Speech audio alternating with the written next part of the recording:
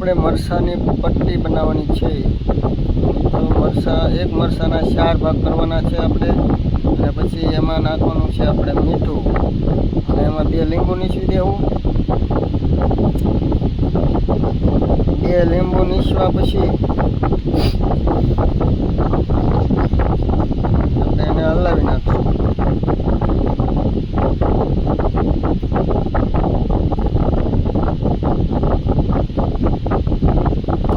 પછી એમાં નાખશું સિંગનો લોટ મીડિયમ. પછી હલાવી પછી નાખશું થોડુંક આપણે એની અંદર પાણી.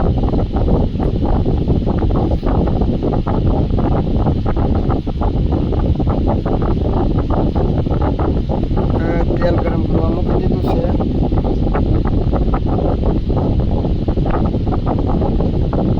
અને હાલો હવે તો આપણે પેલો ઘાણ કાઢી નાખીએ.